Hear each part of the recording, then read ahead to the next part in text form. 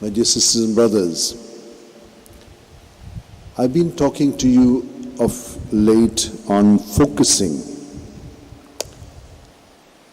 Yes, abiding before, and now focusing, because these are two aspects of the same reality.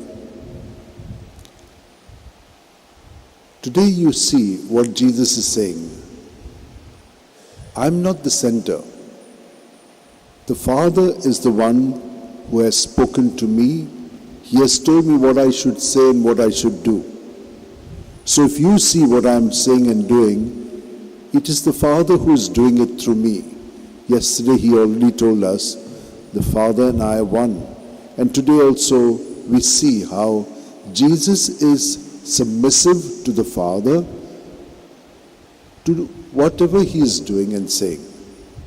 Now, Jesus has also come in the resurrected state in all of us. So how are we to look at it? We also must focus on Jesus and not on ourselves. He's dwelling in our hearts, so we must focus on Jesus. And when we focus on Jesus, we must look through the focus of Jesus into the eyes of the other, into their thoughts, their words, their behavior. Now this requires energy and strength, because this is what love is. Love is to be making God present, because God is love.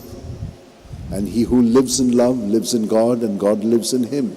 And what is love? To be present to the other, always with these three attitudes: self-giving, self-effacing, and self-sacrificing.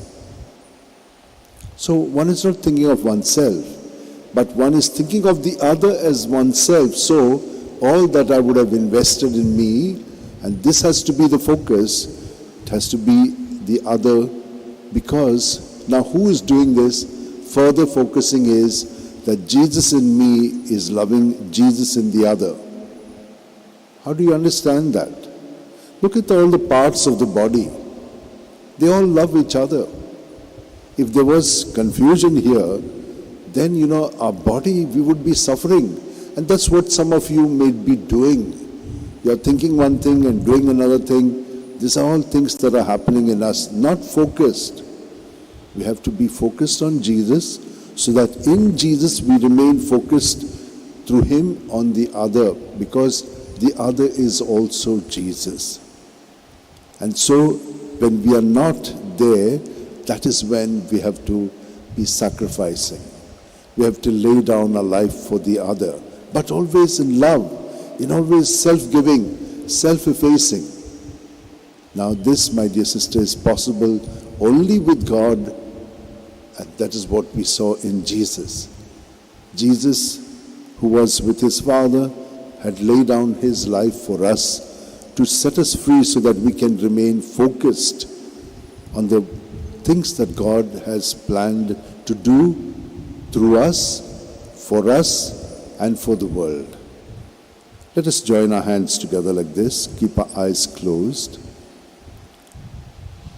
We know how the men in the primitive church were persons of prayer and fasting.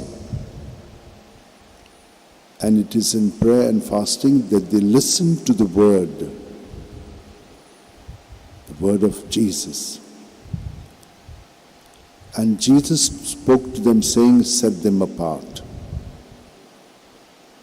And they prayed and fasted and set them apart and laid their hands on them and sent them on the mission Jesus had given to them. But who was doing all of this? Jesus himself. And so when we see what is happening there, it is to be replicated today in our lives, in our families, and in our work. Lord, thank you that you have made it clear to us. We can see clearly because we have been able to focus on what you have been saying to us. And thank you, Lord, that you have given us the strength, the grace, and the courage to plunge our lives into you through this Eucharist, so that you can give us the strength to be your presence. Amen.